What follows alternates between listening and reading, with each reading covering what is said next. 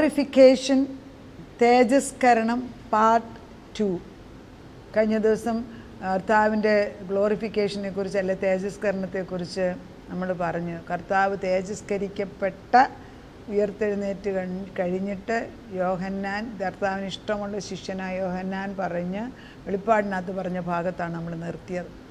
ദൈവം ആരെ, ക്രിസ്തു ആരെ, തേജസ്കരിക്കാൻ പറഞ്ഞ കർത്താവിനെ തേജസ്കരിച്ച് വേദപുസ്തകത്തിൽ എഴുതിയിരിക്കുന്ന കണ്ടോ? ഒന്നും ഈ പുസ്തകം സത്യവേദ പുസ്തകം എന്നാണ് ഇത് പറയുന്നത്. സത്യമാണിത്. സത്യം എവിടെ പോയി അന്വേഷിക്കണമെന്ന് ചിലർക്ക് ഓടി നടപ്പുണ്ട്. ഇവിടെ സത്യവേദ പുസ്തകം കയ്യിലുണ്ടെങ്കിലും അതൊന്ന് വായിച്ചിട്ട് നമുക്ക് ആത്മാവിനെ ഒന്ന് പരിപോഷിപ്പിച്ചാൽ നമുക്കും കുറച്ചൊക്കെ വ്യത്യാസം വരും, കേൾക്കുന്നവർക്കും വ്യത്യാസം വരും, നമ്മുടെ ചുറ്റുപാടും വ്യത്യാസം വരും, സംശയമില്ല. പരീക്ഷിച്ച് നോക്കുകയും. അപ്പോൾ നമ്മൾ വീണ്ടും പുറകോട്ട് പോയാണ്. ഗ്ലോറിഫിക്കേഷൻ 17-ാം അധ്യായത്തിലാണ് യേശു ക്രിസ്തു പിതാവിനോട് ചോദിക്കുന്നു, ക്രൂശുമരണത്തിന് മുമ്പ് എന്നെ ഗ്ലോറിഫൈ ചെയ്യണമെന്ന്. നമ്മൾ പറയുമ്പം തേജസ്കരിക്കണമെന്നൊക്കെ പറയുമ്പം എല്ലാവർക്കും ഇഷ്ടമാണ്, നല്ല പദവിയും എല്ലാവരും മാനിക്കും, നമുക്കെല്ലാവർക്കും. യേശുവിന് ഇഷ്ടമുള്ള കാര്യം തന്നെ. കാരണം യേശുവിന് ഗ്ലോറിയുള്ള വ്യക്തിയാണ്. അത് ഇട്ടേച്ച് മനുഷ്യനായി നമുക്ക് വേണ്ടി വന്നിട്ട് കുറച്ച് നാളത്തേക്ക് ഈ പാവമെല്ലാം മനുഷ്യൻ്റെ കണ്ട് ഇവിടുത്തെ പ്രശ്നം പരിഹരിക്കാൻ വന്നതാണ്. അതുകൊണ്ട് ഇവിടെ എന്നും നിൽക്കാൻ യേശുവിന് ഇഷ്ടമില്ലായിരുന്നു. അത് മനസ്സിലാക്കണം. നമുക്കും ആഗ്രഹമില്ല ഇവിടെ നിന്ന് നിൽക്കാൻ. ഒരു നിത്യമായ ജീവൻ ഇതിനെക്കാട്ടും നല്ലതുണ്ടെങ്കിൽ അതിലേക്ക് പോകാൻ, അവിടേക്ക് പോകാൻ നമ്മൾ പ്രിപ്പയർ ചെയ്യുക, നമ്മുടെ തലമുറകളെ പ്രിപ്പയർ ചെയ്യുക. വചനം വായിച്ചുകൊണ്ടേയിരിക്കുക, വായിച്ചുകൊണ്ടാണ് വിത്തെറിഞ്ഞുകൊണ്ടേയിരിക്കുക, ദൈവം പ്രവർത്തിക്കും. യേശു ക്രിസ്തു ഗ്ലോറിഫൈ ചെയ്തെന്ന് പറയുമ്പം ക്രൂശുമരണത്തിന് തൊട്ട് മുമ്പാണ് പ്രാർത്ഥിച്ചെങ്കിലും ഈ ഫിലിപ്പിയർക്ക് എഴുതിയ ലേഖനത്തിനകത്ത്, അതായത് ലേഖനമാണ് അത് പൗലോസ് എഴുതിയിരിക്കുന്നതിനകത്ത്, ഫിലിപ്പിയർക്ക് എഴുതിയ ലേഖനത്തിനകത്ത് യേശു എങ്ങനെ തേജസ്കരിക്കുന്നതിനെക്കുറിച്ച് പറയുമ്പോൾ 2-ാം അധ്യായത്തിൻ്റെ 5 തൊട്ടുള്ള വാക്യം, ക്രിസ്തുവേശുവിലുള്ള ഭാവം തന്നെ നിങ്ങളിലും ഉണ്ടായിരിക്കട്ടെ. നമ്മളെ തേജസ്കരിക്കാൻ ദൈവം ആഗ്രഹിക്കുകയാണ്. നമ്മൾ ആഗ്രഹിക്കുന്നതുകൊണ്ടാണല്ലോ ഇത് എടുക്കുന്നത്. ക്രിസ്തുവേശുവിലുള്ള ഭാവം, ആറ്റിറ്റ്യൂഡ് എന്നാണ് അതിന് പറയുന്നത്. അതേ ഭാവം തന്നെ നിങ്ങളിലും ഉണ്ടായിരുന്നു. അവൻ ദൈവരൂപത്തിലിരിക്കെ, അവൻ ദൈവമാണ്, നമുക്കാണല്ലോ ഈ വെച്ച് കെട്ടേണ്ട ആവശ്യം വരുന്നത്.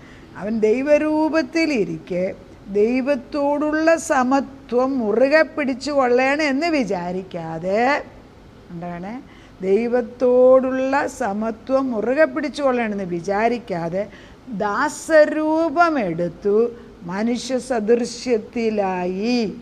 എങ്ങനെയായെന്ന ദാസൻ്റെ രൂപമെടുത്തു. മക്കളെന്നുള്ള പദവിയൊക്കെ ഒന്ന് മനസ്സിലാക്കണം. യേശു ക്രിസ്തു ക്രൂശുമരണം ഏറ്റത് നമ്മളെ ഈ ദാസ്യൻ്റെ പദവി, ഭൃത്യനന്ദ പദവി എന്ന് മാറ്റി മക്കളാക്കാനാണ്. ആ ഒരു പോയിൻ്റ് മറക്കല്ലേ. അപ്പോൾ ഇവിടെ യേശു വന്നത് ദാസ്യരൂപം, അതായത് സത്യമില്ലാത്ത മനുഷ്യൻ്റെ ഇടയ്ക്കോട്ട് ജീവിക്കാൻ വന്നതാണ്. ദാസ്യരൂപം എടുത്ത് മനുഷ്യൻ്റെ കോലം മാറി നമ്മൾ കേട്ടിട്ടില്ലേ, അത് തന്നെ. മനുഷ്യ സാദൃശ്യത്തിൽ തന്നെത്താൻ ഒഴിച്ച് വേഷത്തിൽ മനുഷ്യനായി വിളങ്ങി. അങ്ങനെയാണ് മനുഷ്യനായിട്ട് വിളങ്ങുന്നത്. ദാസനാണ് മനുഷ്യനായിട്ട് വിളങ്ങാൻ സാധിക്കുന്നു പാപത്തിൽ. അതായത് പാപമില്ലാത്തവൻ ഈ പാപലോകത്തിൽ വന്ന് പാപമില്ലാതെ ജീവിക്കാൻ ഒക്കുമെന്ന് കാണിച്ചു തന്നു. അതെനിക്ക് മുഴുവൻ മനസ്സിലാക്കിയിട്ടില്ല. പക്ഷേ ഇറ്റ് ഈസ് റിയലി കർത്താവിന് സാധിക്കും. നമുക്കത് പ്രയാസമാണ് മനസ്സിലാക്കാൻ.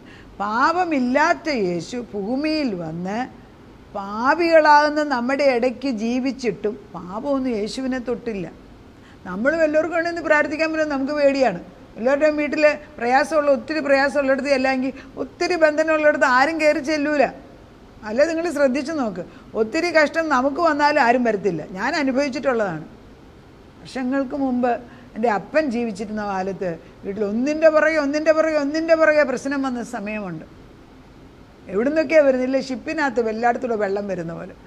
അപ്പം നമ്മുടെ വീട്ടിൽ ഒരൊറ്റ വ്യക്തി ആ സമയത്ത് പ്രാർത്ഥനയ്ക്ക് കയറി വന്നിട്ടില്ല. അത് എൻ്റെ വീടെന്ന് പറഞ്ഞുകൊണ്ട് എൻ്റെ അമ്മ എല്ലാത്തിലും മുൻപ് നീങ്ങുന്നത്. എല്ലാ ചേർച്ചിൻ്റെ എല്ലാ ആവശ്യത്തിനും ഭക്ഷണം കൊടുക്കുന്നതിൽ, ആളുകളെ വിളിച്ചു വരുത്തുന്നതിൽ, കാര്യങ്ങൾ ചെയ്യുന്നതിനൊക്കെ മുൻപിൽ നിന്ന ഒരു വ്യക്തിയാണ്. എല്ലാത്തിനും മുൻപിൽ നിന്നിട്ടും പ്രശ്നം വന്നപ്പോൾ ഒരൊറ്റ വ്യക്തി കയറി വന്നില്ല. അതോടുകൂടി നമ്മുടെ കണ്ണ് തുറക്കാൻ തുടങ്ങി. ആശ്രയിക്കുന്നത് എവിടെയാണ് എന്നുള്ള ചിന്ത. അങ്ങനെയാണ് പരിശുദ്ധാത്മാവ് ദൈവത്തിൽ പൂർണ്ണമായിട്ടും ആശ്രയിക്കാനായിട്ട് നമ്മളെ പഠിപ്പിച്ചത്. ആ സമയമൊക്കെ നമ്മുടെ ഭവനങ്ങൾ അത് ശപിക്കപ്പെട്ടതാണ്, പ്രശ്നമുള്ളതാണ്. ഇപ്പം ഇവിടെ അടുത്ത് തന്നെ ചുറ്റുപാടുള്ള ചില വീടുകളുണ്ട്. അയ്യോ അവിടെ ആരും പോകത്തില്ലെന്ന് പറയും, കാരണം അവിടെ ഭ്രാന്തരാന്ന് പറയും. നമ്മൾ പോകൂല, നമ്മളും പോകത്തില്ല, നമുക്ക് പേടിയുണ്ട്. നമ്മളെ ചിത്രീകരിക്കുന്നത് എങ്ങനെയാണെന്ന് സൂക്ഷിക്കണം. കർത്താവിൻ്റെ പരിശുദ്ധാത്മ നമ്മളെ ഉന്നതിയിലേക്ക് കയറ്റാൻ നേരത്ത് നമുക്ക് ചില പാഠങ്ങൾ പഠിക്കാനിരിക്കുന്നു. അവൻ എങ്ങനെ മനുഷ്യനായിട്ട് അവൻ വിളങ്ങിയെന്ന്. മനുഷ്യനായിട്ട് വിളങ്ങാൻ യേശുവിനല്ലേ സാധിക്കത്തുള്ളൂ. നമുക്കെങ്ങനെ മനുഷ്യനായിട്ട് വിളങ്ങാൻ നോക്കും? It's difficult. ഇറ്റ്സ് റിയലി അതിൻ്റെ പൂർണ്ണതയും നമുക്ക് പാടാണ്. എല്ലാം in the name of Jesus it is possible, but without Christ these are all impossible things. മനുഷ്യനായിട്ട് ഒരാൾ വിളങ്ങുക എന്ന് പറഞ്ഞാൽ മനുഷ്യൻ്റെ സ്വഭാവം കാണിക്കും. കാരണം മനുഷ്യൻ്റെ യഥാർത്ഥ സ്വഭാവം പർദീസയിലുള്ളതെല്ലാം മാറിപ്പോയില്ലേ. ദൈവത്തോടുള്ള ആ അടുപ്പം മാറിപ്പോയിട്ട് ഇപ്പം നമ്മൾ എത്രയോ അകലെയാണ്. മനുഷ്യനായി വിളങ്ങി തന്നെത്താൻ താഴ്ത്തി. എത്രത്തോളം താഴ്ത്തിയെന്നാ? മരണത്തോളം, ക്രൂശിലെ മരണത്തോളം തന്നെ അനുസരണമുള്ളവനായി തീർന്നു. ഇവിടെ അനുസരണം എവിടം വരെ എന്നാണ് പറഞ്ഞത്? ക്രൂശിൻ്റെ. അപ്പം കഷ്ടത്തിൻ്റെ നടുക്ക്, വ്യാധനയുടെ നടുക്ക്, മറ്റുള്ളവരുടെ ഉപദ്രവത്തിൻ്റെ നടുക്ക് ക്രൂശ് മരണം ഏറ്റെടുക്കുമ്പോഴും കർത്താവ് അനുസരണമുള്ളവനായിട്ട് നിന്നു എന്നുള്ളതാണ് നമ്മളിവിടെ പഠിപ്പിക്കുന്നത്. ഈ അനുസരണം ബലിയെക്കാട്ടിലും, അതായത് ദൈവത്തിൻ്റെ മുമ്പിൽ അനുസരണം ബലിയെക്കാട്ടിലും വിശിഷ്ടമായ കാര്യമാണ്. അതായത് ദൈവത്തിൻ്റെ മുമ്പിൽ obedience is better than sacrifice എന്ന് പറയുമ്പോൾ, എൻ്റെ ബലിയെ എനിക്ക് ആവശ്യമില്ല, നീ എന്നെ അനുസരിക്കുന്നു എന്നുള്ളൊരു ചോദ്യം വരുമ്പോൾ അനുസരണത്തിൻ്റെ ആത്മാവ് നമ്മളിൽ പടരണം. അത് കർത്താവിനോട് പറഞ്ഞു. ഞാൻ ഈ അടുത്തിടെ കാണാറുള്ള ഫ്രണ്ട്സിനെ കണ്ട്, ദൈവം പോകണ്ടെന്ന് പറഞ്ഞു, ഞാൻ പോകുന്നില്ല. ദൈവം പോകുന്നെന്ന് പറഞ്ഞു, ഞാൻ പോകുന്നു. ഇതൊക്കെ നമ്മൾ ചിലതൊക്കെ നന്മയായിട്ട് നമുക്ക് തോന്നുന്നെങ്കിലും അന്ത്യം ചിലപ്പം മോശമായിരിക്കും, നമുക്ക് അറിഞ്ഞുകൂടാ.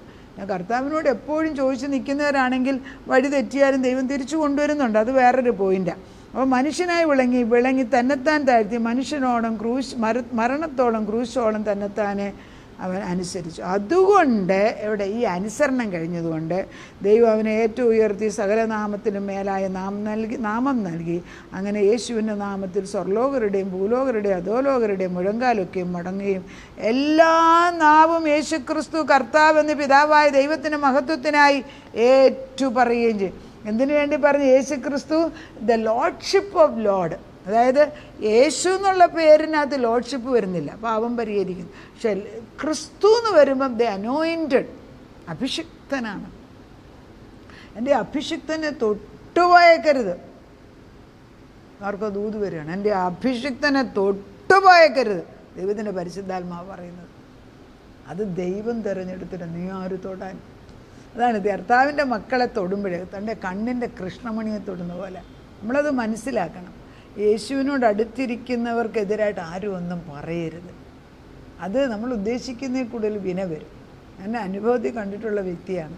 നമ്മളെ ഓരോരുത്തർ ദുഷ്ടത കണ്ണുകൊണ്ട് നോക്കിയാൽ പോലും ദൈവം ചില സന്ദർഭങ്ങളിൽ ശക്തമായിട്ട് എഴുന്നേറ്റ് വരും.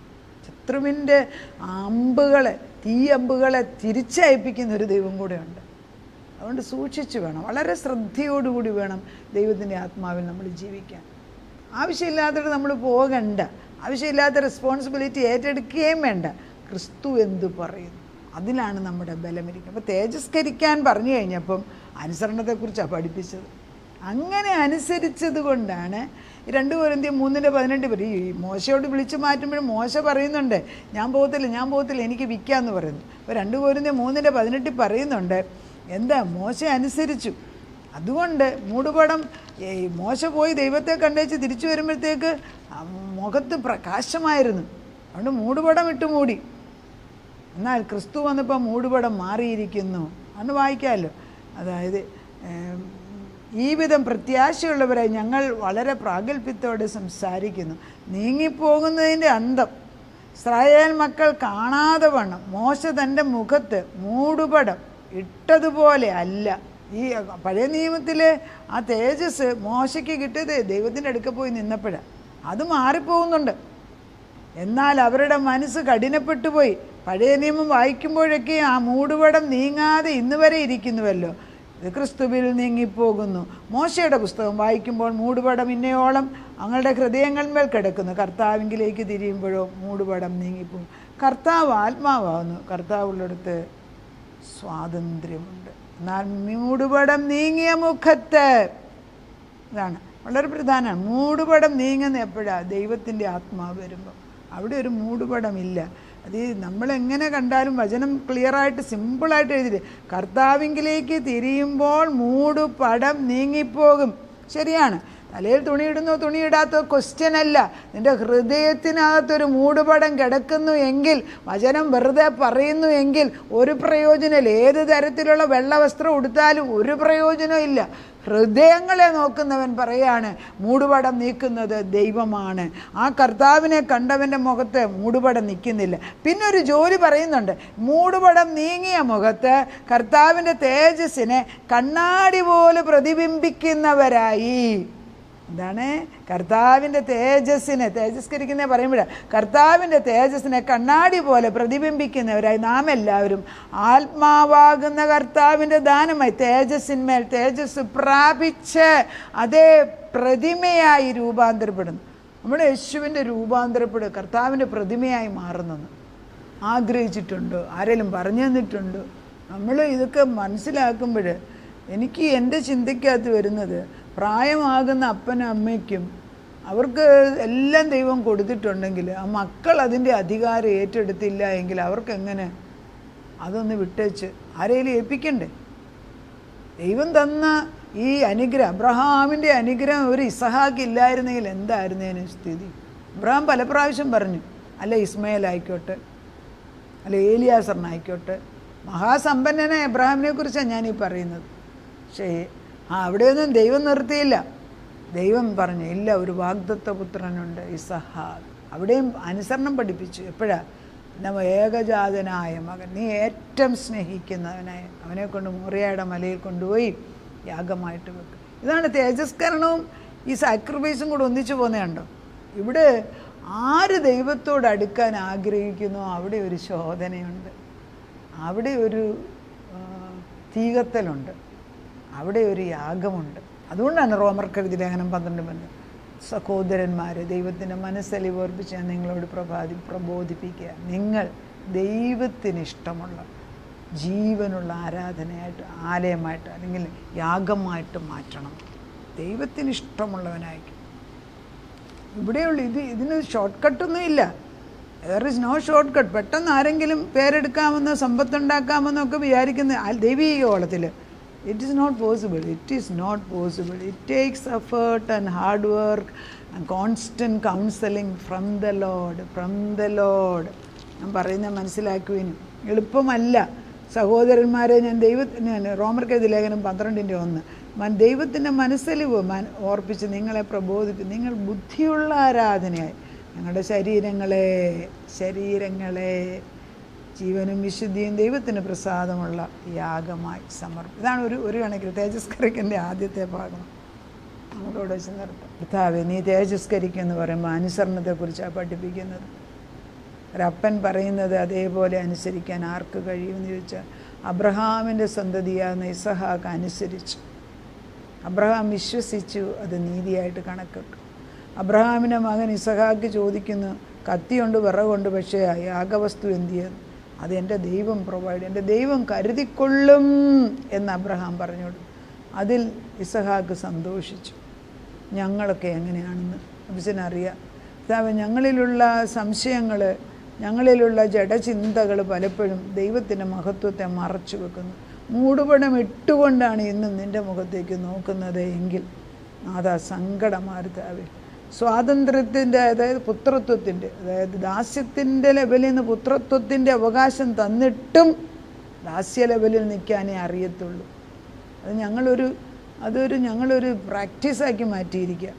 എങ്ങനെയത് അഴിക്കണമെന്ന് എനിക്ക് മാത്രമേ അറിയത്തുള്ളൂ. നാഥ, ദിനംപ്രതി നിൻ്റെ മുമ്പിലേക്ക് വരുമ്പോഴും വല്ല ചിന്തകളിലോ വിചാരത്തിലോ പ്രവൃത്തിയിലോ നിൻ്റെ മഹത്വത്തിനെതിരായിട്ട് നല്ലതും നിൽപ്പുണ്ടെങ്കിൽ എടുത്തു മാറ്റിയിട്ട് ശുദ്ധീകരിക്കണമേ.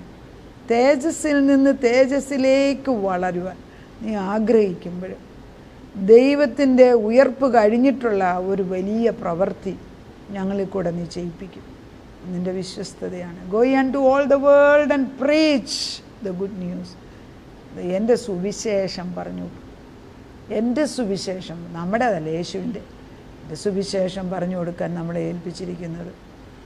കർത്താവേ, ഇടതും വലതും മുൻപും പിൻപുമായിട്ട് വിശ്വസ്തയോടെ എറിയുകയാണ്.